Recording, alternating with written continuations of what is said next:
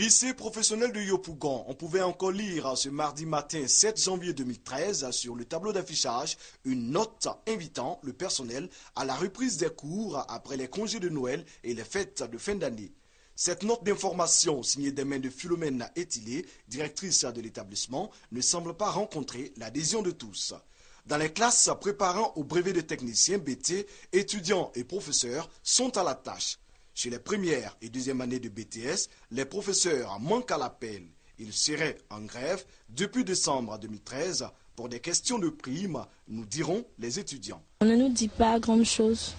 Quand est-ce que les cours vont reprendre? S'ils ont eu gain de cause de leurs revendications, nous ne savons rien. Cette situation est vécue dans plusieurs établissements formant au BTS dans le secteur de l'enseignement professionnel public. Les professeurs qui interviennent au BTS revendiquent une prime d'appui BTS.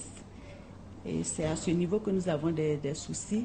Pour en savoir davantage, nous nous rendons au ministère d'État, ministère des Affaires sociales et de la formation professionnelle. Sur place, nous retrouvons la directrice du lycée professionnel venue répondre à l'appel de ses supérieurs hiérarchiques. Avec les chefs d'établissement concernés, le ministère mène la concertation pour trouver des solutions. Il n'y a pas deux poids, deux mesures. Disons qu'au niveau de la formation professionnelle, il y a ce qu'on appelle les appuis BTS.